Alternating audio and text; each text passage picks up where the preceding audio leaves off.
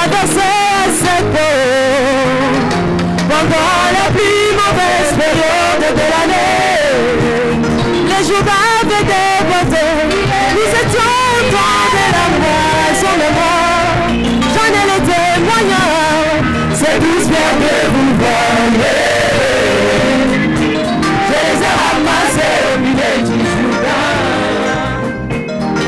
Observez bien ces pierres légères, on ne les trouvait jamais sur le rivage. Cette adoration de mon cœur est venue de mon temps de paix. C'est la profondeur de mon âme, on devait attendre à mon service tout mort. Je t'apporte, papa, je t'apporte les actions de grâce. Le fruit de mes lèvres pour publier tes offres. Upeo mashukani Bwana. Upeo mashukani Bwana. Je t'apporte, papa, je t'apporte. Je t'apporte individuel. Le fruit de mes lèvres pour publier tes offres. Upeo mashukani Bwana. Upeo mashukani Bwana.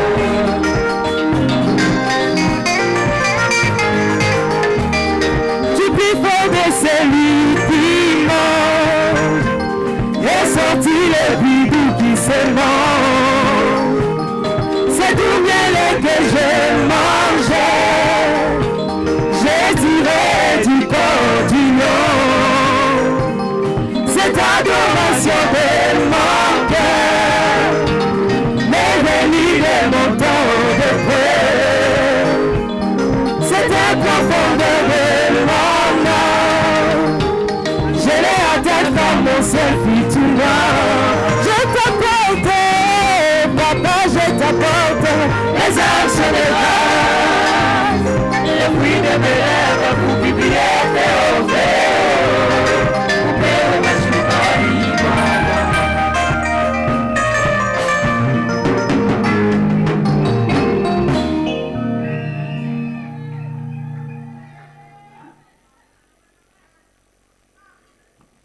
Que Dieu vous bénisse. Nzambe apambola bino.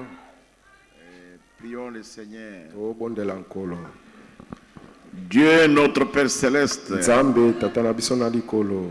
nous venons à toi sous le sang de l'agneau ce matin. Toye epai na yo na se na makila mwana mpate na tongo ya Et lelo. nous te prions de sanctifier ton nom au milieu de nous. Tobondeli yo ete obulisa kombo na yo katikati na biso. De laisser ton royaume venir à nous. Otika ete bokonzi na yo eya epai na Ton biso. royaume, que ta volonté nous soit faite ici sur la terre comme cela est au ciel. Tika mokano na yo esalamela biso na mokili pe la moko ezali yango kuna na lola. Et donne-nous notre pain quotidien Pesa biso lipa na biso ya mokolo na et mokolo. rafraîchis nos âmes.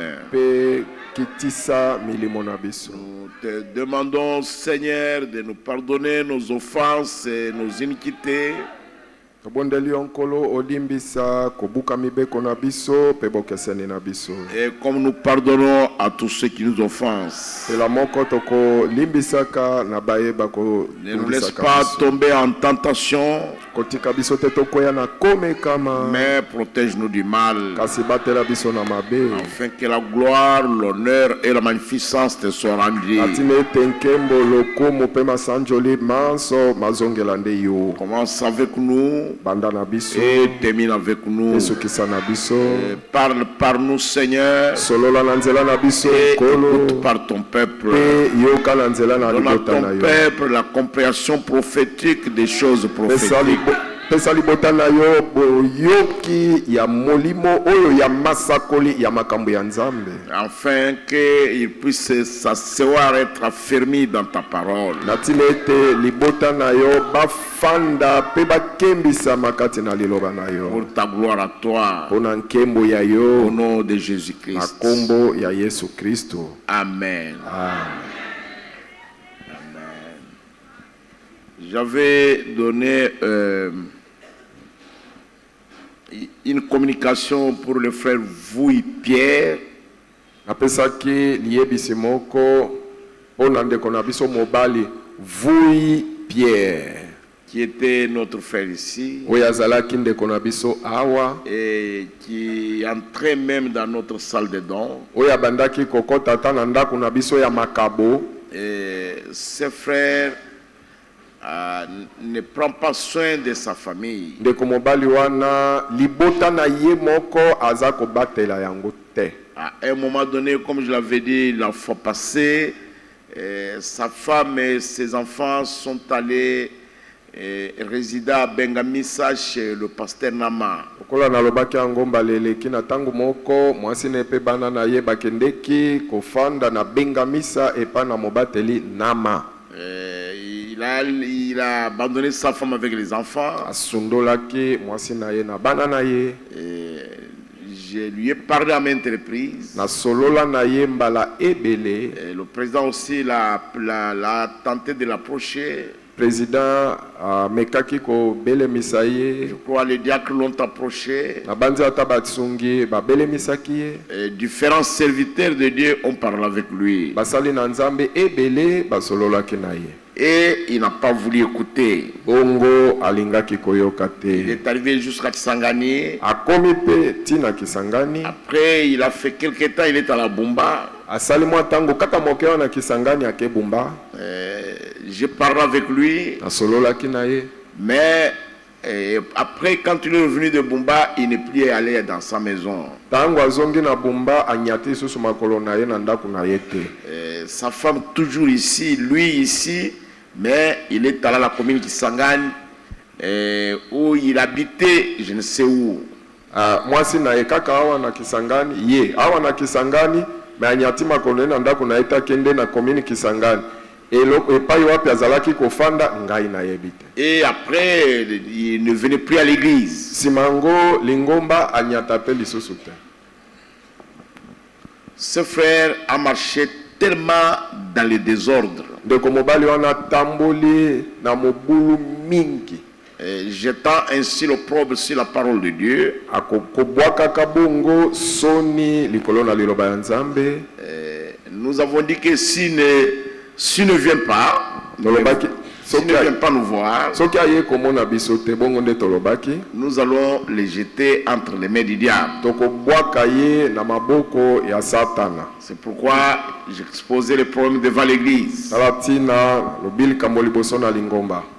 Combien sont d'accord avec moi que le frère Vouy Pierre soit jeté ce matin entre les mains du diable? bato boni bandimani na ngai ete ndeko mobali Vouy Pierre tongo lelo abwakama na maboko ya Satana pour avoir abandonné sa famille et sa responsabilité. po ete asundoli mokumba na ye asundoli pe famili na ye libota na ye. Baisser les mains. bokitisa maboko. Combien ne sont pas d'accord? bato boni baboyi bandimi te.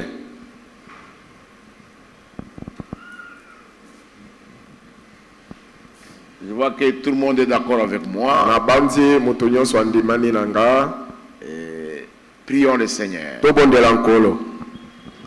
Dieu, notre Père Céleste, Nzambe tata na biso wa likolo, notre bien-aimé Vouy Pierre qui était notre frère, molingami na biso Vouy Pierre oyo azalaki ndeko na biso mobali, il a foulé aux pieds le sang de l'alliance par lequel il a été sauvé. anyati na makolo na ye makila na kondima na oyo na nzela na yango nde ye abikisami. Ce matin, na tongo oyo moi et ton peuple, ngai na libota na yo nous les livrons entre les mains du diable. tobwaki ye na maboko ya Satana. Nous l'ôtons sous le sang du Seigneur Jésus. tolongoli mpe ye na se ya makila ya nkolo Yesu. Nous les livrons entre les mains du diable afin que l'ennemi traite avec lui. tobwaki ye na maboko ya diabolo na ntina ete monguna asala na ye makambo. Et s'il est l'un de tes élus, soki nde azali moko ya baponami na yo, il va revenir en rampant akozonga na kobendanaka na mabolongo et pour mettre en ordre sa vie, mpona kobongisa bomoi na pour se ye, repentir. mpona kobongola Ce n'est motema. pas l'un de nos des tiens,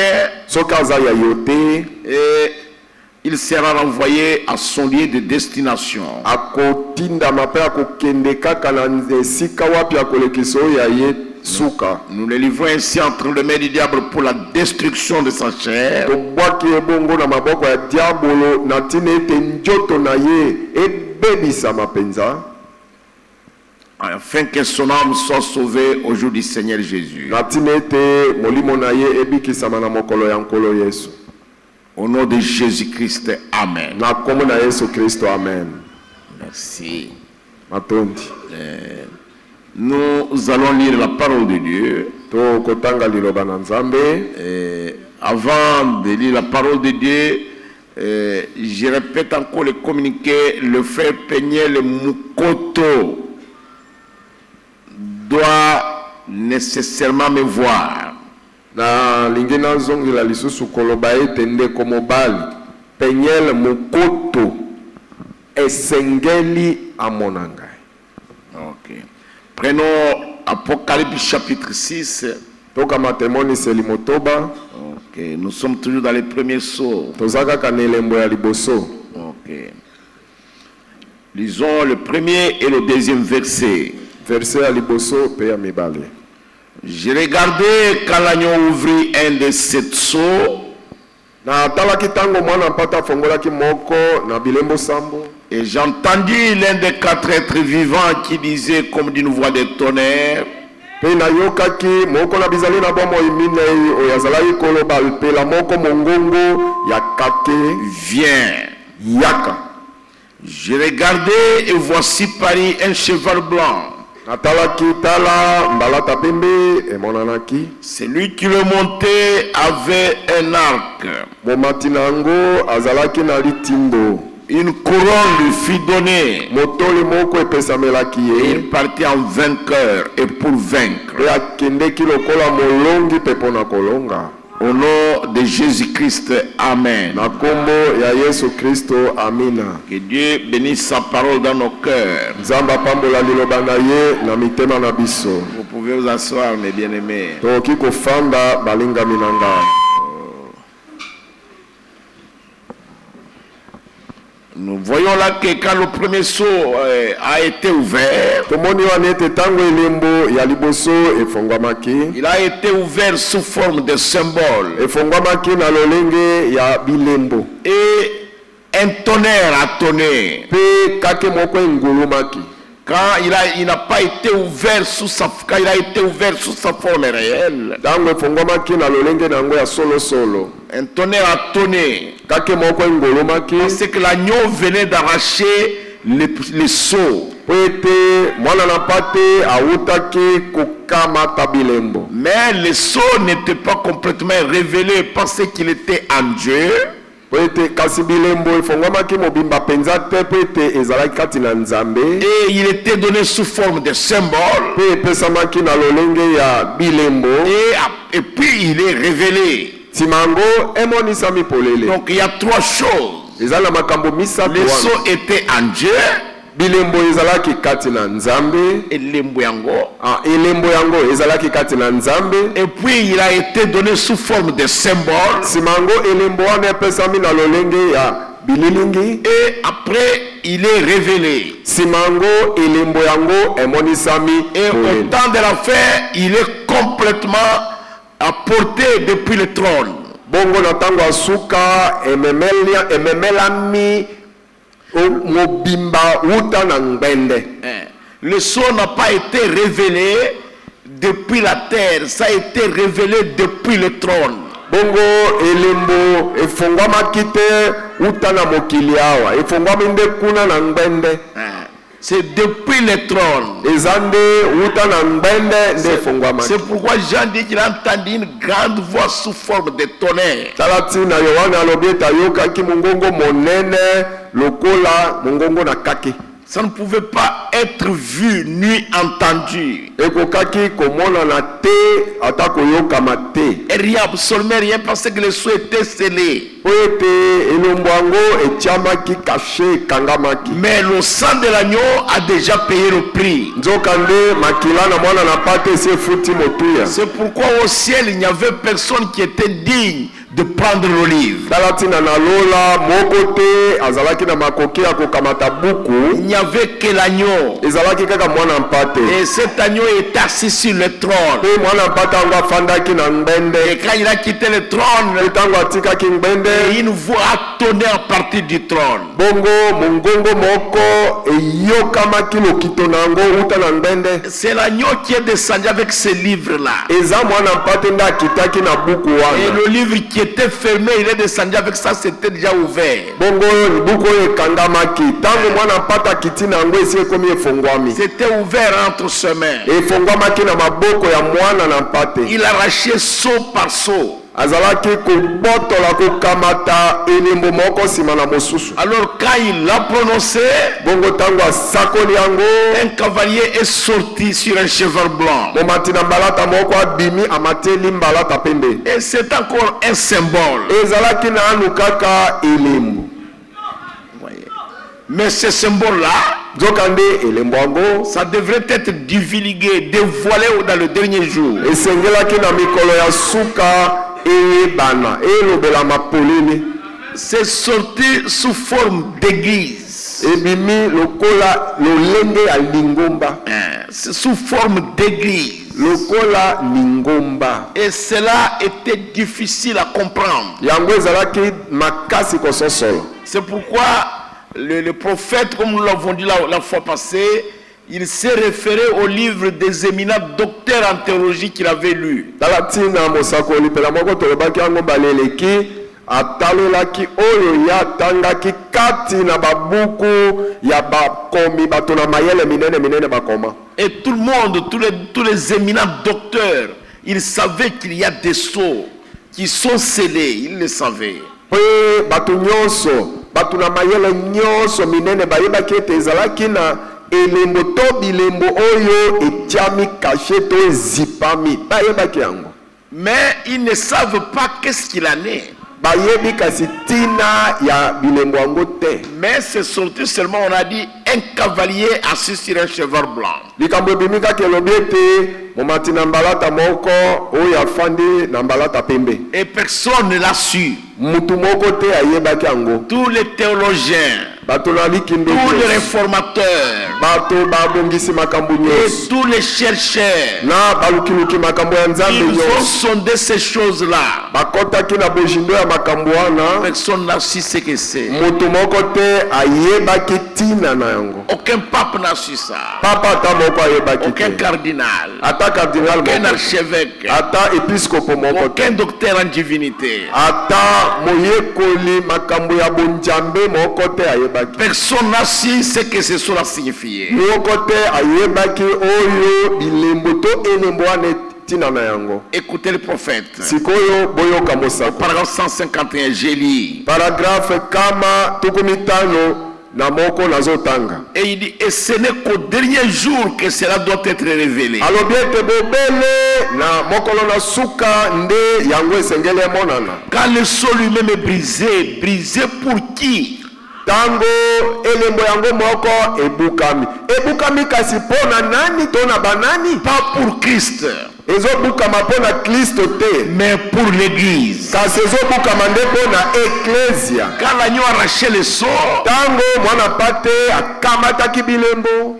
il n'a pas arraché pour lui-même, Akamataki abotolaki yango te pona ye moko. pour l'église. Asalaki yango te Pour pona toi et ye. pour moi. Pona yo pe pona Pour ngai. que nous puissions connaître le mystère qui est caché derrière. Ezali po ete lingomba to yeba libomba mili libomba misima. Afin que nous ne puissions pas tomber dans le faux. na ntina ete tokweya kati na oyo ya mabe Et nous ne te. puissions pas être entraînés par l'antichrist dans le péché. na ntina ete motemeli na Kristo abenda biso akotisa biso na masumu te. Le prophète dit ce n'était pas pour Christ, c'était pour l'église. mosakola alobi ete yango esalemaki te mpo na Kristo, esalemaki nde mpo na eklesia. Et le prophète dit oh là là, j'en tremble. mosakola alobi ete oh lala mpo na yango nakomi kolenga. J'espère que l'église comprend vraiment ce que je veux dire.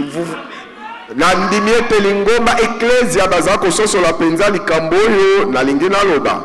Vous ici, bino awa je vais vous appeler l'épouse.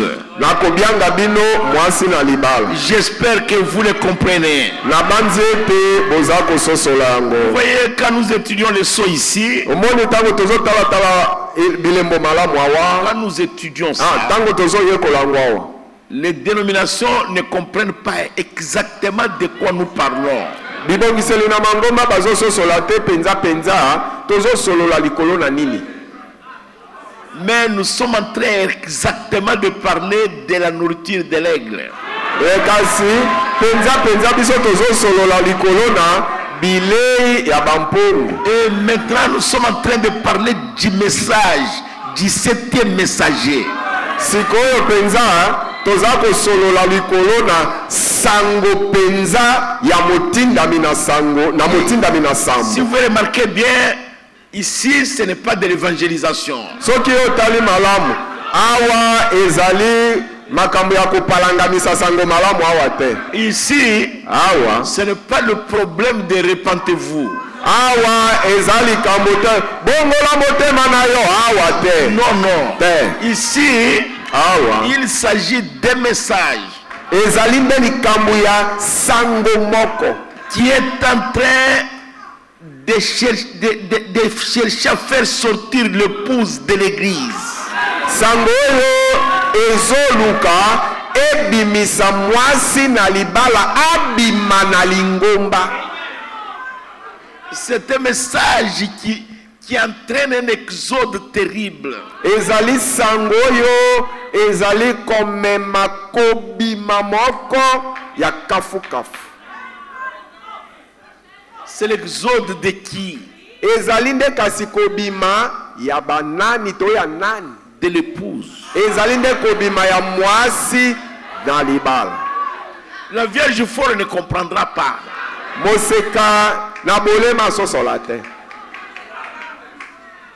Parce que ce sont des choses qui échappent à la compréhension de l'homme. po ete ezali makambo oyo bososoli ya moto biloko yango eza libanda na yango. Paul a dit, paulo alobaki il y a un homme, eza na mobali moko il a été enlevé au 3e ciel. amemamaki na lola na misato. Et puis il a vu des choses mobali yango amonaki bamakambo qui ne sont pas montées jamais au cœur de l'homme. makambo oyo emata nano na motema ya mutu te. Et l'œil n'a jamais vu. makambo yango mpe liso ya mutu emona nanu te, lito ya mutu eyoka nanu te. Et Paul dit, je ne sais pas paulo alobi nayebi te si cet homme était dans les corps soki mobali yango azalaki nde kati na nzoto na ye ou il était sorti de son corps. to abimaki kati ya nzoto na ye. Moi je ne sais pas. alobi nga na Et ye il parlait de lui-même. kasi azalaki osolola nde mpo na ye moko paulo. Paul avait tout défilé. mosakola alobi ete paulo amonaki nyonso. Il était un prophète. azalaki mosakoli. Mais ce n'était pas le moment où les gens pouvaient comprendre ça. kasi ezalaki ntango oyo bato basengelaki basosola yango te. Jamais. ezalaki ntango yango C'était te. caché jusqu'au temps de la fin. makambo yango ebombamaki kino ntango na suka. Et c'était caché pour toi et pour moi. makambo yango ebombamaki mpo na yo mpe mpo na ngai. L'épouse de Jésus. mpo na mwasi na libala ya yesu. Avoir vécu au temps de Jésus, c'était bien. kobika na ntango oyo ya yesu abikaki na nzoto oyo ezalaki malamu. Avoir vécu au temps de Paul, c'était bien. kobika na ntango oyo paulo na nzoto oyo abikaka ezalaki malamu. Mais vivre à cet âge ici, me kobika na ntango oyo le prophète dit c'est plus glorieux qu'en ce temps-là. mosakola alobi ete ezali likambo ya nkembo koleka kobika na tango na Yesu pe ya Paul. Parce que tous les mystères de Dieu sont dévoilés. Ete mabomba mimanso ya Nzambe emonani polele. Alléluia. La voix de Dieu est un tonnerre. Mungongo ya Nzambe ezande kake. Et d'où sortait la voix? Mungongo bande kobimaka si wapi? C'est sorti du trône que l'agneau venait de quitter.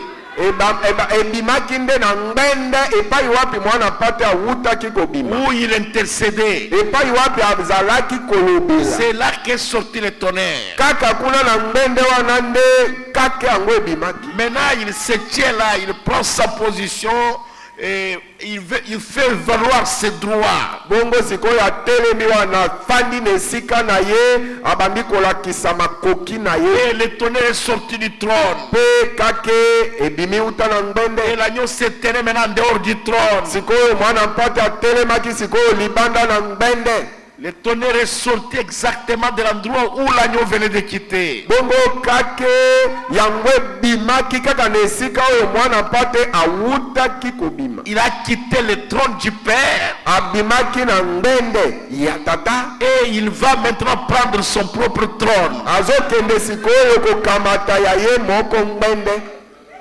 Il a quitté le trône du Père. Atiki ngende ya tata. Et il va maintenant prendre son propre trône. Azokende sikoyo kokamata ngende ya ye moko. À la fin du paragraphe 152, le prophète dit: mes amis, ne le manquez pas. Na suka ya paragraphe kama tukumitano na mibale mosakola lobi baninga na ngai likambo bozanga ngote. Je vais maintenant lire. Je commence au paragraphe 153. Nazobanda la paragraphe 153. En tant que chrétien, lokola mo Kristo. Lokola ba Kristo. Nous savons tous que Dieu agira à David qu'il susciterait Christ pour le faire asseoir sur son trône et qu'il lui donnerait un royaume sans fin ici sur la terre. Il l'a fait. Toyebi biso banso ete Nzambe akataki ndai na Dawide ete akotelemisa Kristo pona kofandisa ye na ngende na ye pe apesaki ye bokonzi oyo ezangi suka. Et Jésus a dit: celui qui vaincra l'antichrist et toutes les choses du monde s'assoyera avec moi sur mon trône, comme j'ai vaincu et me suis assis sur le trône de mon Père. Pe Yesu alobaki ete ye nani akolonga motemeli na Kristo pe makambo nyonso ya mokili akofanda elongo moko na ngai na ngende na ngai pela moko ngai na longi pe na fandi na ngende ya tata na ngai. Il y a un jour où il se lève du trône du Père pour aller prendre son propre trône. Nzokande eza na mokolo moko oyo ye akotelema uta na ngende ya tata na ye po ete akende kokamata ya ye moko ngende. Mais comment il va le faire? Mais akosala ngo kasi ndenge il a nini? déjà le livre de la rédemption dans sa main. Aza asi azwi buku ya lisiko na maboko na ye. Le prophète dit: j'ai envie de chanter. Mosakola alobi na yoki posa na yemba. Il dit: l'agneau prendra son épouse. Alobi mwana pate akokamata mwasi na libala na ye. Pour qu'elle soit à ses côtés. Na tina ete mwasi na libala na ye azala pembeni na ye. Le prophète dit: l'armée céleste sera là. Mosakola alobi ete mampinga ya lole kozala pe wana. Pour regarder ça. Pona kotala yango. Viens au repas. Yaka na elambo. Ça sera un glorieux jour pour les saints vêtus de blanc. Ekozala mokolo ya nkembo pona basantu balatisami bilamba pembe. Alléluia. Avec Jésus, na Yesu nous allons festoyer éternellement. Tokozala feti na feti seko na seko. Alléluia. Nous sommes en train d'aller vers ce temps-là. Où l'agneau va prendre son épouse. Et l'amènera dans la gloire. Le prophète dit: l'armée céleste sera là. Quand nous irons dans la fête des noces, l'armée céleste sera là. oyo mampinga ya lola ekozala Ce wana sera un jour glorieux. ekozala mokolo ya nkembo Exactement, mes frères, mes sœurs. kaka bongo ndeko mwasi ndeko mobali Aujourd'hui, lelo nous sommes heureux de voir ces choses-là ici, quand nous sommes ici sur la terre. tozali na esengo komona bamakambo wana awa ntango toza nano na mokili oyo Avant l'enlèvement. liboso na konetola Mais dans quel état est-ce que nous serons quand nous serons dans l'enlèvement? bongo ntango tokakɔta na konetolama tokozala na lolenge nini Vous voyez. Ça sera un jour glorieux que personne ne manque ça. ekozala mokolo moko ya nkembo tika ete mutu moko te azanga yango Il a quitté le trône. atikaki ngbende na ye Il veut devenir maintenant le fils de David. alingi akoma sikoyo mwana na Dawidi. Vous voyez. Nous connaissons qu'il deviendra le fils de David dans le millénium, après la fête des noces. toyebi ete na milenium nsima na lipati na elambo nde akokoma mwana na Dawidi. On l'appelait toujours fils de David. babanda kobenga ye ntango nyonso mwana na Dawidi. Bartimée l'appelait fils de David. Batimayo abengaki ye mwana na Dawidi. La femme syro-phénicienne qui avait la perte du sang l'appelait fils de David. mwasi oyo azalaki na litanga na makila abengaki mpe ye mwana na Dawidi. Mais il n'était pas fils de David pour les nations. kasi mpo na biso bato ya mabota azalaki mwana na Dawidi te. Et il le forçait à ce moment-là à prendre le trône, mais ce n'était pas encore le temps. bazalaki nde kopuse na makasi na ntango wana azwa ngbende me ezalaki ntango nano te. Jusqu'à Pilate même lui a posé la question. Pilato ata ye moko atunaki ye mutuna. On est en train de dire que c'est toi qui es le roi d'Israël. bazoloba ete yo nde mokonzi ya Israele. Est-ce que toi tu es, on t'appelle le roi des Juifs? bato bazobianga yo mokonzi ya Bayuda. Et c'est pourquoi on veut te crucifier. tala ntina balingi babaka yo na ekulusu. Et il a demandé à Pilate, bongo atuni Pilato. est-ce que tu le dis de toi-même ou bien quelqu'un d'autre te l'a dit? alobi ozoloba ngo nde uta na yo moko to mutu mususu nde alobelaki yo yango. Le prophète dit qu'on est en train de forcer Jésus à vouloir prendre ce trône-là de force. musakoli alobi ete bazalaki nde kopusa Yesu na makasi ete azwa ngbende wana na makasi. Il a dit à Pilate, alobaki na si mon Pilato. royaume était de cette terre, alobi ete soki bokonzi na ngai ezalaka nde ya mokili oyo mais si j'aurais combattu pour moi, mbele baoyo na ngai babundeli ngai, mais mon royaume est d'en haut. kasi bokonzi na ngai ezali ya likolo. Mon royaume est d'en haut. bokonzi na ngai ezali ya likolo. Pilate ne comprenait rien. Pilato abanda kososola eloko te. Ouais, la femme syro-phénicienne, omoni mwasi alitanga na makila elle a crié, agangaki. fils de David. mwasi siro-phénicienne agangaki mwana na Dawidi. Jésus continuait. ntango mwasi siro-phénicienne wana azoganga mwana na Dawidi, mwana na Dawidi, Yesu azokoba. Il n'a même pas voulu le regarder. Yesu amekaki ata kotala mwasi wana te. Les disciples lui ont dit, mais cette femme crie toujours. bayekoli balobi na ye me tala mwasi wana azoganga kaka nsima na yo. Il a dit, ce n'est pas bon de prendre le pain des enfants et donner aux chiens. alobi ete eza malamu te kokamata lipa ya bana kopesa yango bambwa. Et quand cette femme a entendu ça, mpe ntango mwasi wana ayokaki yango, elle a changé de langage. mwasi wana bongoli elobeli. Parce que toi et moi, po ete yo mpe nga nous n'étions pas choisis. biso toponamaka te. C'est Israël qui est le peuple de Dieu. Israele nde libota na Nzambe. Nous n'avions aucune valeur devant Dieu. liboso na Nzambe tozalaki ata na motuya moko te. Aucune valeur. motuya ata moko te. Mais nous avons seulement trouvé grâce aux yeux de Dieu. kasi tozwaki kaka ngolu na miso ya Nzambe. Et la femme a changé de langage. bongo mwasi wana ntango ayoki boye abongoli elobeli. Il dit, Seigneur. alobi nkolo. Jésus s'est arrêté. ntango alobi nkolo Yesu atelemi na. Alléluia. Il n'est pas fils de David pour nous les nations. Pona biso bato ya mabota aza mwana ya Dawidi te. Non, il est fils de David pour Israël. Aza mwana na Dawidi pona Israel. Mais pour nous, Kasi pona biso il est notre Seigneur. aza nkolo na biso. Il est notre Sauveur. Azali mobikisi na biso. Il est Seigneur. Aza nkolo. Seigneur signifie propriétaire. Nkolo elingi koloba mokolo eloko. Et nous sommes la propriété privée de Jésus. Biso tozali libula ya Yesu biloko ya Yesu ye moko. Alléluia. Parce que nous sommes son épouse. Oete toza mwasi na ye ya libala. Une épouse est une propriété privée d'un homme. Mwasi ya libala azalaka nde eloko to libula ya moto ya mobali ye moko. C'est pourquoi il a quitté le trône du Père. Il est venu sur son propre trône.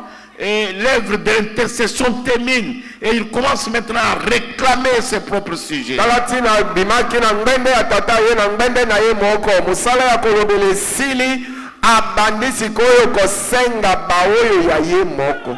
Et quand il est venu maintenant pour réclamer ses sujets rachetés, c'est à ce moment-là qu'un être vivant, semblable à un lion, est apparu maintenant. Bongo tango ayaki kosenga baoyo na ye basikolamaki basombamaki nde tango wana ezali na bomoi oyo abiyulani na nkosi amonanaki. L'être vivant semblable à un lion. Ezali na bomoi oyo ayulani na nkosi. C'est alors qu'il est sorti. Wana nde abimialaki. Et il est apparu. Pe amonanaki. Et il dit, je viens voir. Alobi Yohani yaka pe mona. Où se trouvait cet être vivant? Ezali na bomoi wana azalaki wapi? Tout autour du trône. Azalaki nde zinga na ngende. Il était là autour du trône. Azalaki kaka wana nzinga na ngende. Comme nous l'avons vu dans les âges. Lokola tomonaki yango na bileko. Et cet être vivant avait la face d'un lion. Pe ezali na bomoi wana azalaki na elongi ya nkosi. L'un des 4 êtres vivants. Moko na bizali na bomoi mine. Et il a crié comme d'une voix de tonnerre. Pe agangaki pe la moko mungongo yankaki. Au paragraphe 161, le prophète dit, vous savez ce qu'étaient les êtres vivants. Na paragraphe kama tuku motoba na moko musakola lobiete boyebi oyo bizali na bomoi bazalaki. Un semblable à un lion, un autre semblable à un veau, un semblable à un homme, un autre semblable à un aigle. Moko ayulanaki na nkosi, mosusu ayulanaki na ngombe, mosusu ayulanaki na moto, mosusu ayulanaki na mpongo. Et il y a quatre, chaque fois un être vivant différent, jusqu'à ce que les 4 cavaliers soient passés. Bongo ezalaki tango nyonso ezali na bomoi oyo akeseni na mosusu kino oyo bamati na mbalata mine baleki. Il y a un être vivant différent et quand chaque cavalier sort, un être vivant différent sort. Bongo tango nyonso momati na mbalata moko abimi oyo moizali na bomoi ekeseni na mosusu pe abimi. Ici le cavalier est assis sur un cheval blanc. Awa le bandeli awa oyo momati na mbalata fandeli punda ya pembe. Et il a un arc 4 semaines. Azana litimbo na maboko naye. Mais il n'a pas de flèche. Mais mbanzi ya kobeta azana ngote. Et une couronne lui a été donnée. Pe motole moko epesamelaki. Et il est parti en vainqueur et pour vaincre. Akendeki lokola molongi pepo na kolongi. C'est terrible mes frères. Ezali matata bande. C'est un symbole. Ezali elembo. Et un symbole d'église. Ezali elembo ya lingomba. Alléluia. C'est un symbole d'église. C'est-à-dire, quand il vient comme ça, les docteurs en théologie, les savants, les éminents théologiens, ils ont qualifié ces cavaliers assis sur le cheval blanc du Saint-Esprit. Bongo, omoni tango azo ya bongo. Bayekoli makambo ya nzambe batuna mayele koleka batuna likindo. Balobiete momati na mbalata wano ya mateli mbalata ya pembe ndenkolo Yesu Christ. Non, le Saint-Esprit. Molimo mo santo. Mais ce n'était pas le Saint-Esprit. Mais azalaki molimo mo santo te. Vous allez le remarquer. bokomona Ce yango n'était pas le Saint-Esprit. azalaki molimo mosantu C'est un hypocrite. azalaki nde mokosi moto ya mayele Vous mabe allez le voir. bokomona yango Remarquez chacun de ces êtres vivants botala moko na moko na bizali na bomoi wana fait une annonce. aza kosakola Quand le diable prend une forme, ntango satana azwi diabolo azwi lolenge moko fulani il vient d'une manière. ntango aye na lolenge moko fulani Dieu aussi envoie un esprit nzambe mpe atindi molimo moko plus fort que lui molimo oyo eza makasi koleka ye pour le vaincre. mpo na kolonga ye C'est pourquoi chaque cavalier qui sortait, Dieu envoyait un être vivant. nde ntina wana ntango nyonso momati na mbalata moko abimi nzambe atindi ezali na bomoi mpe moko Et le prophète dit les êtres vivants. mpe mosakoli alobi ete bizali na bomoi Laissez-moi le lire. otika ngai natanga yango Il dit ces êtres vivants-là, c'est Matthieu, Marc, Luc et Jean. alobi bizali na bomoi wana nde matayo malako luka mpe yohane Et nous allons voir qui était-il. Nous allons le voir. tokomona bazalaki banani Et ces évangiles, ces 4 évangiles, oyo basango malamu mine wana sont gardent les trônes. bango nde bazobatela ngbende Et ils gardent là pour que la parole de Dieu ne puisse pas être gâchée. bazobatela wana po ete liloba na nzambe libebisama te Vous pouvez lire Genèse. okoki otanga ebandeli Et vous allez dans l'Apocalypse. okei na emoniseli Vous reviendrez ici. okozonga kaka Vous awa reviendrez sur les 4 êtres vivants. okozongela kaka bizali na Vous bongo reviendrez dans les évangiles. okozonga kati na bamikanda Parce que minei l'évangile doit être gardé intact.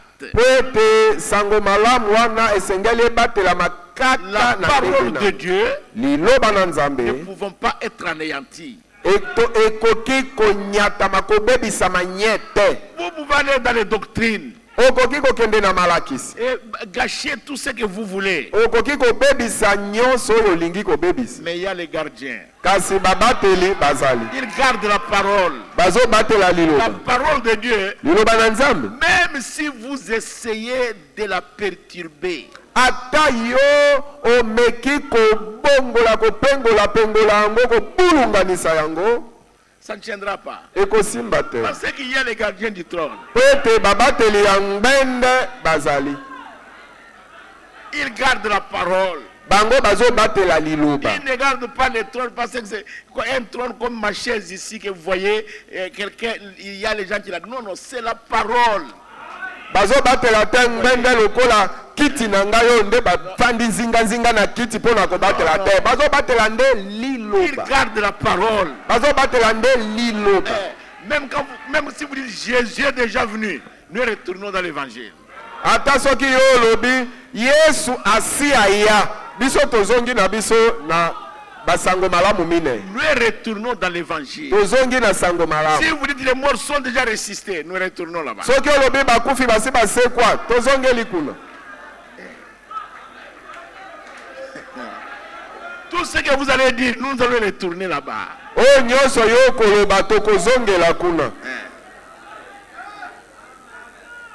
Mais même quand vous commencez à dire tel devient prophète, nous on retourne dans l'évangile. ata soki obandi koloba mutu fulani akomi mosakoli tozongeli kaka sango malamu kuna Si vous dites que l'enlèvement de Jaïr, nous allons là-bas. soki olobi konetolama esi esalema tozongeli mpe kaka kuna Et si vous nous dites que les vierges forts sont dans le message, on part immédiatement. soki yo olobi ete baseka na bolema baza mpe kati na sango malamu oyo tozongeli kaka bango kuna Aujourd'hui, l'épouse de Jésus, lelo mwasi na libala na yesu vous ne pouvez pas la tromper.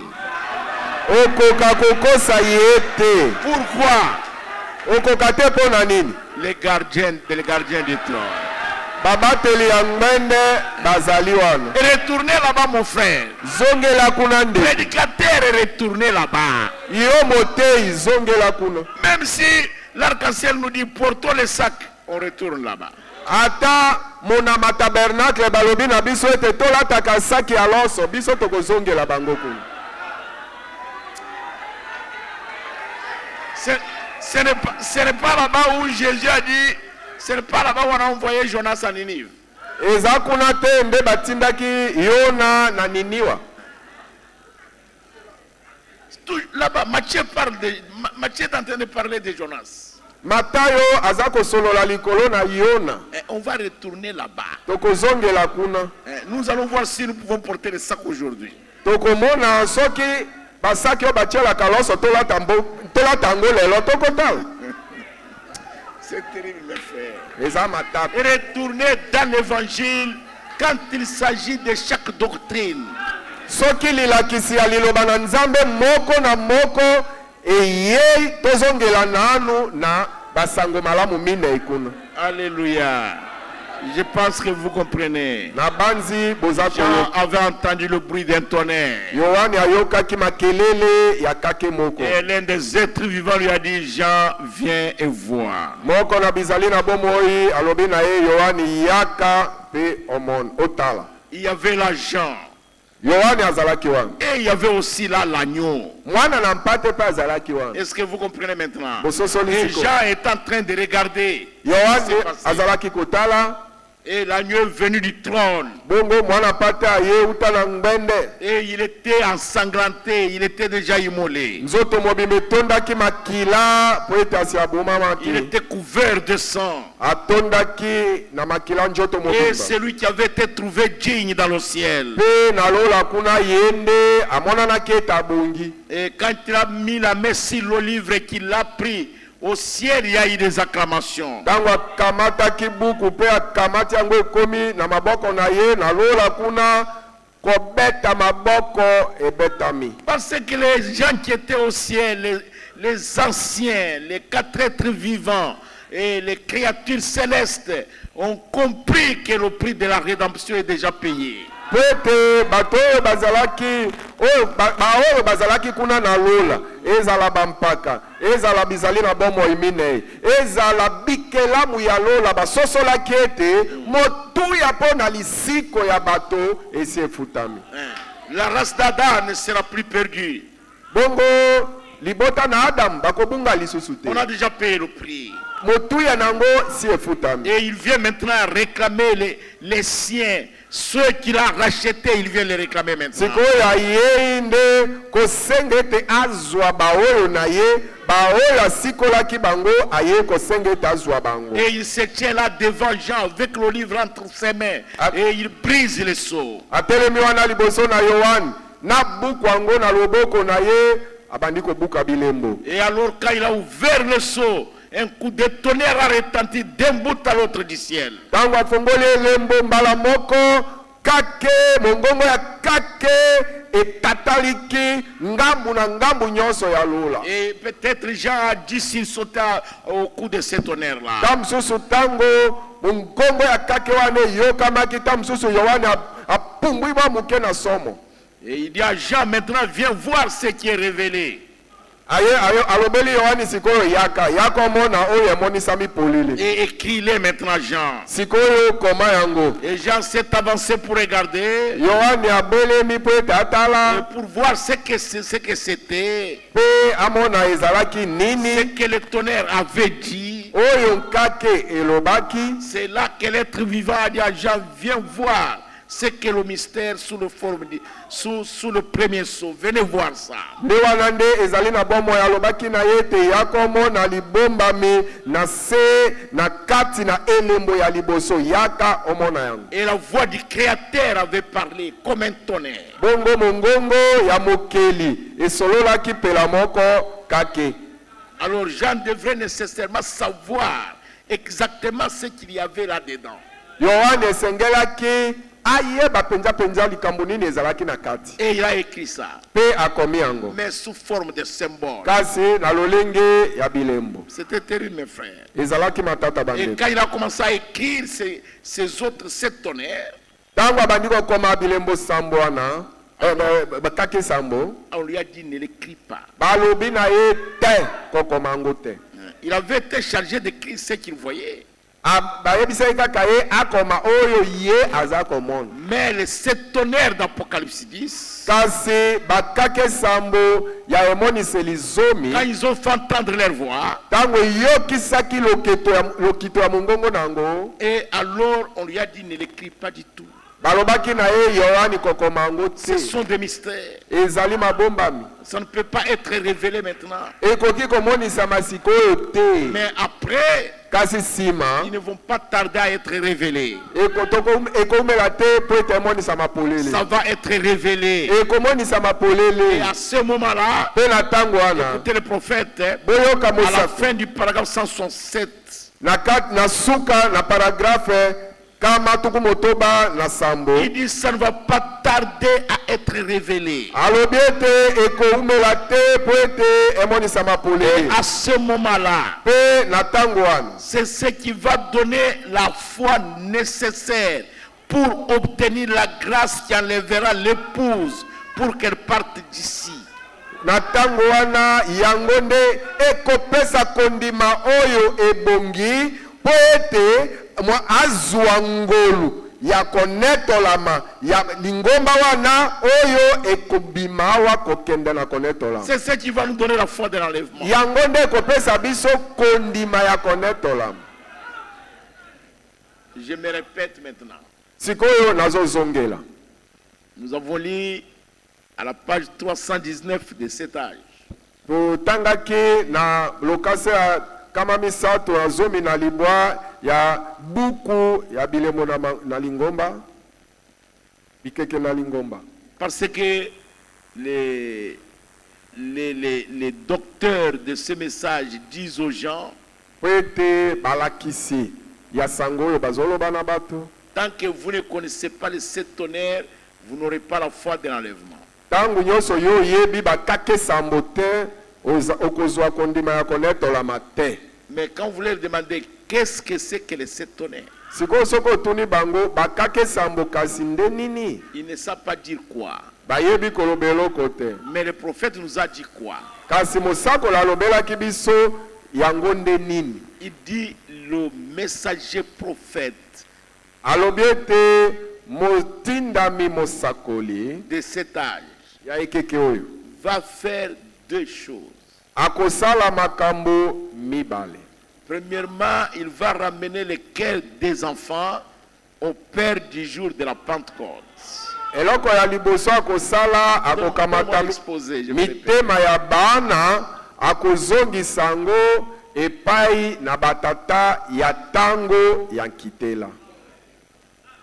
Je ne sais pas si là-dessus nous sommes d'accord. Nayebi te soki likolo nango tondimani solo. Parce que c'est là où il y a un problème.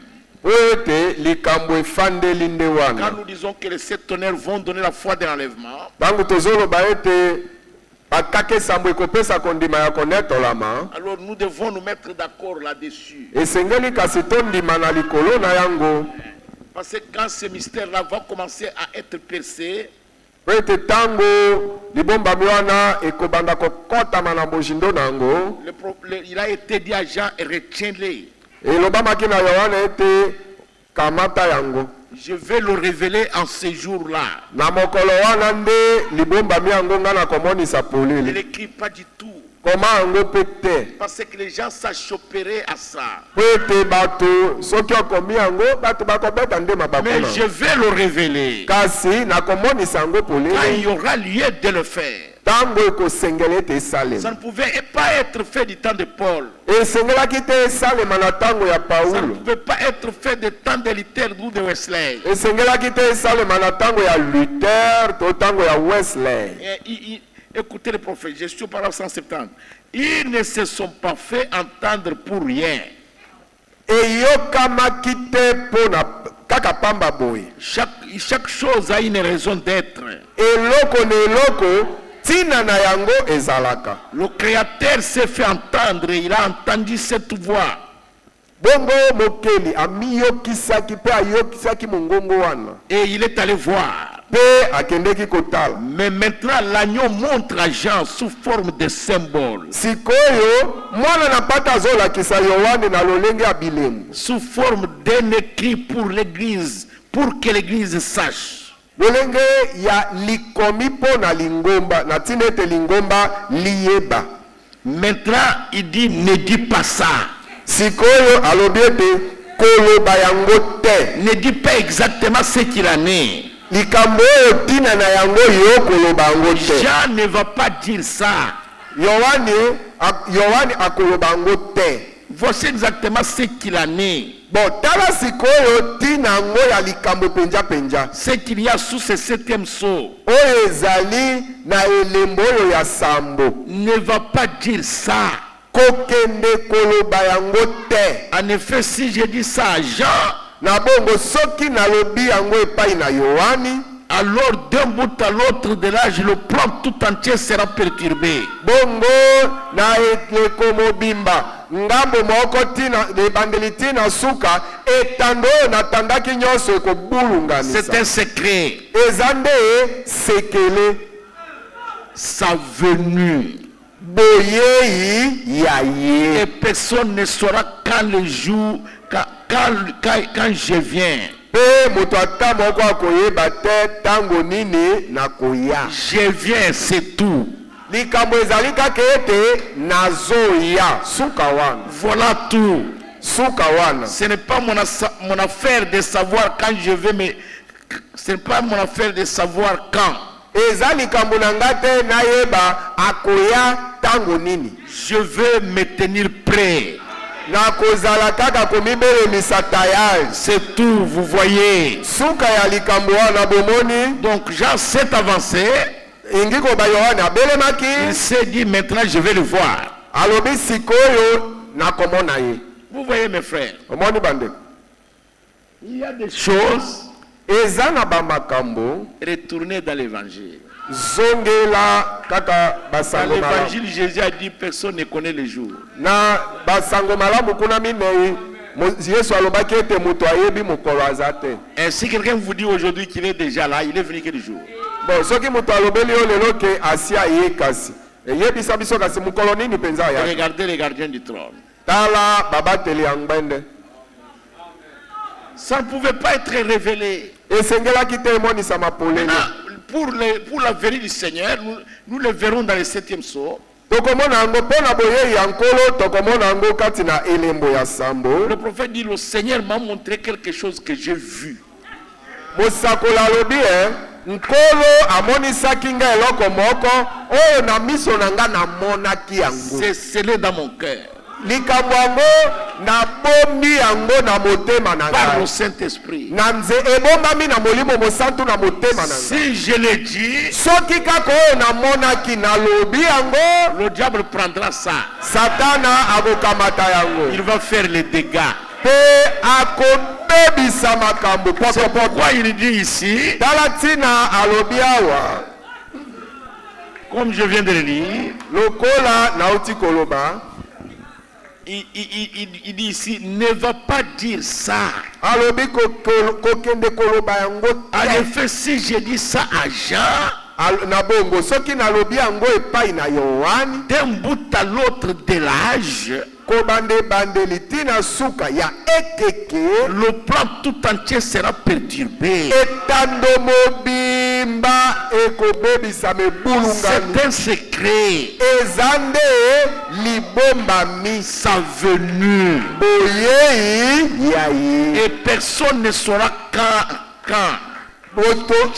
je viens. Moto ata moko akoyeba te tango nini ngai nakoya. Je viens, c'est tout. Likambo ezali kaka ete nazoya suka wana. Voilà tout. Suka kaka wana. Ce n'est pas mon affaire de savoir quand. Eza likambo na ngai te nayeba akoya tango nini. Je vais me tenir prêt. Nakozala kaka tayari. C'est tout. Suka kaka Vous wana. voyez. Bomoni. Soyez prêts, mes soeurs. Yo zaya tayari ndeko mwasi. Soyez prêts, ma soeur, mon frère. Ndeko mobali zala pe tayari. Vous voyez. Ne vous posez pas la question s'il viendra l'année prochaine. Non. Est-ce qu'il est déjà venu? Non. Komi tuna mutuna te mbule koyanda koya te. Asia ya pe te. Quand il a vu les 7 chandeliers d'or, il a écrit. Tango amonaki bitemelo na mwinda sambo akomaki. Il a écrit à toutes les églises. akomelaki mangoma nyonso. Et il a interprété ça. Pe ye moko Yohane alimbolaki yango. Mais quand les 7 tonnerres ont fait entendre leur voix dans l'Apocalypse 10, kasi tango bakake sambo yokisaki lokito na yango mungongo na yango na emoniseli zomi, il lui a été interdit de l'écrire. epekisamelaki ete akoma. Et quand le tonnerre a retenti dans le premier saut, Na elembo ya liboso tango oyo kake yokami eyokisi mungongo na Jean yango. savait que c'était la voix de Dieu. Yohane ayebaki ete ezalaki mongongo ya Nzambe. Alors l'être vivant semblable à un lion a crié, Jean, viens et vois. Bongo ezali na bomo yo ya yulani azana elongi ya nkosi Et il s'est avancé avec sa plume pour écrire ce qu'il voyait. bongo Yohane ayei mbala moko na ekomelo na yakoma oyo azomona. Écoutez au paragraphe 174, je suis en train d'aller terminer. Ok, Or, il n'a pas vu exactement ce que c'était. Nzoka nde amonaki penza te oyo ezalaki. Mais ce qu'il a vu, Kasi oyo ye amonaki c'est ce que Dieu a envoyé à l'église pour un temps. yango nde Nzambe azalaki kotinda epai na lingomba mpo na tango moko. Il le fait toujours. Asalaka kaka yango bongo. Il éclaircit quand il est temps de l'éclaircir. Ayeisaka makambo polele mona na polele tangu yango ya komonisa yango polele ekomi. Mais il n'a pas éclairci à ce moment-là. Kasi na tangu wana amonisaki yango polele te. Pourquoi? Pona nini Parce qu'il kasi? allait tenir la chose secrète jusqu'au dernier âge. Po ete esengelaki Nzambe abatela likambo yango ebombama kaka ti na eleko ya suka. Et le message du dernier ange allait rassembler tous ces mystères. Bongo sango ya motindami ya suka ya sambo esengelaki akamata mabomba nyonso wana etia yango elongo moko. À ce moment-là, Jean a vu seulement un cavalier assis sur un cheval blanc. Na tango wana Yohane amonaki kaka bomati na mbalata amateli mbalata Et il est pembe. allé voir tout ce qu'il pouvait voir et il a écrit ça et puis c'est tout. Akendeki komona nyonso asengelaki komona pe akomi yango pe suka wana. Et c'est tout ce qu'il a vu. Yango nde suka Il amonaki. n'y avait rien d'autre de plus, c'était un symbole. Ezalaki kaka elembo. Eloko ya koleka wana ezalaki mususu te. Avec la promesse qu'au dernier jour, Na elaka ete na moko na tango na suka Dieu le révélerait. Nzambe akomonisa yango polele. Le prophète dit que Dieu nous aide à comprendre. Mosakola alobi ete etika Nzambe asunga biso tososola. Parce que ce n'était pas pleinement divulgué à ce moment-là. Po ete na tango wana likambo yango emonisamaki polele liboso na bato te. Alléluia. Ce n'était pas divulgué. Emonisamaki polele liboso na bato te. Et quand vous demandez aux gens Soki otuni bato sur la foi de l'enlèvement, je vais terminer par là. likolo na kondima ya konetolama koke na kosukisela Dit, wana. vous êtes des pentecôtistes, vous ne croyez pas aux 7 tonnerres. Bakolobela yo boza bato na Pentecote na kitela bondima kake sambo te. Mais quand vous lui demandez les 7 tonnerres, c'est quoi? Soki sikoyo bato yango otuni bango kake sambo kasi nde nini? Le prophète nous a déjà dit ça dans les âges. Kati na bileko na lingomba mosakola si alobelaki biso yango. Je termine par ici. Na osukisela En fin du paragraphe 319. na suka ya lokasa kama misato na zomi na libwa. Et au début du paragraphe 320. Pe na ebandeli ya kama misato tukumi bale. Dans l'exposé. Kati na buku ya exposé. Écoutez bien les prophètes. Boyoka mosakoli. Gardez ça à l'esprit. Bobatela yango na milimo na bino. Or, ce messager de Malachie 4 Nzoka nde motindami wana ya Malaki na mine et d'Apocalypse 10, 1 à 7 pe ya emoniseli zomi kobanda na ya liboso kino sambo va faire 2 choses. motindami yango akosala makambo mabale. Premièrement, selon Malachie 4, Likambo ya liboso kokokana na Malaki ya mine il va ramener des cœurs des enfants au Père. akozongisa mitema ya baana epai na batata. C'est la première chose. Nde eloko ya liboso akosala yango. Il ramène notre foi.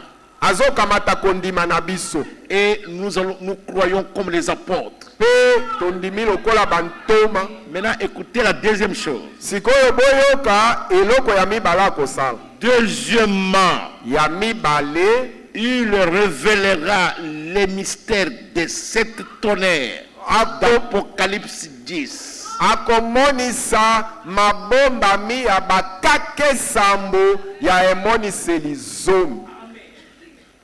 Ce seront ces vérités mystères ekozala nde basolo mabombami divinement révélés. oyo emonisami polele na lolenge ya bonzambe. Non.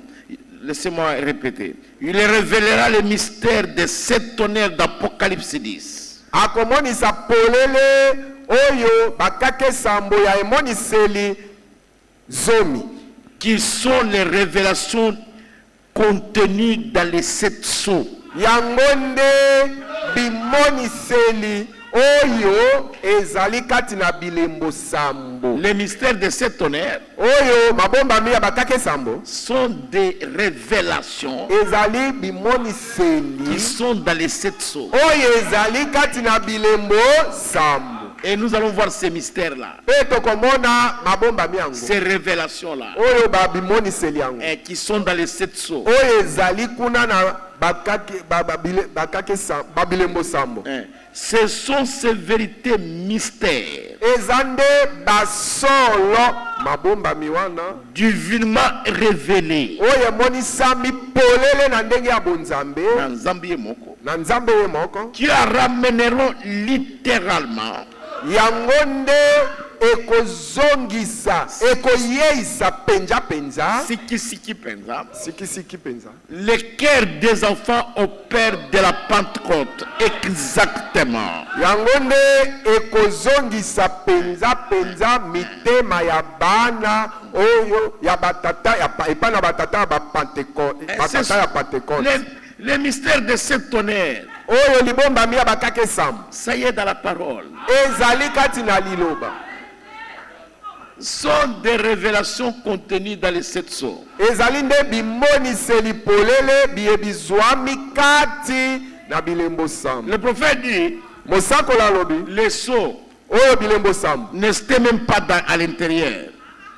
pardon N'étaient pas à l'intérieur du livre. ezalaki kati na kati ya buku te, C'était ici au dos du livre. ezalaki nde na mokongo ya buku. Alors l'agneau commença à le dérouler. bongo mwana mpata bandi kofongola yango, Le messager céleste oyo motindami ya lola ya likolo qui a l'arc-en-ciel sur sa tête oyo aza na monama na mutu na ye les arrache aza kofongola yango et les donne au messager terrestre. akamati yango apesi epa na motindami oyo aza ya mokili Et c'est tout. suka.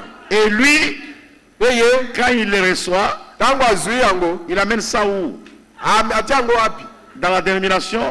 ameme yango na dénomination Jamais. Il amène ça à l'épouse. azomema yango epai na mwasi ya libala. Que Dieu vous bénisse. nzambe apambola bino. Que Dieu bénisse l'épouse de Jésus.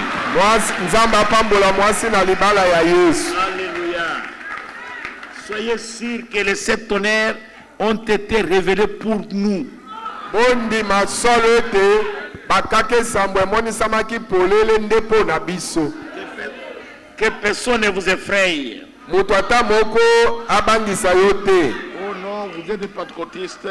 o omoni boza nde bapetit pentécotiste, Vous ne connaissez pas les 7 tonnerres. boyebi ata bakake sambo te. Tant que nous connaissons les sceaux, nous connaissons les 7 tonnerres. ntango nyonso toyebi bilembo toyebi bakake sambo. Les 7 sceaux, les Moussambo. ntango toyebi bilembo sambo toyebi bakake sambo. Nous ne connaissons pas un seul tonnerre, non. tozoyeba te kaka kake moko te. Non, nous connaissons tous les 7. toyebi bakake nyonso sambo Et tout ce qu'ils contenaient. na nyonso oyo ezalaki na kati na yango, Parce que ça a été envoyé pour nous. po ete etindamaki nde mpo na biso. Que Dieu vous bénisse. nzambe apambola bino. Que Dieu vous bénisse. nzambe apambola bino. Amen. Président, venez clôturer le culte. président ya kosilisa losambo. Je veux avoir une réunion dimanche nakozala na likita mokolo na yenga avec tous les pasteurs associés des églises sœurs, na babateli bakitani banso ya mangomba ndeko na biso et le comité, na bakomite na bango et leur comité, komite na bango et notre comité ici. na komite o ya biso awa J'aurai cette réunion-là le dimanche pour 30 minutes seulement. na kozala na likita na bango mokolo na yenga ekokamata kaka miniti tukumisato pamba. Ok, que Dieu vous bénisse. Saba pamba. Allez-y, président. Donnez-nous de la méditation le président. Jésus.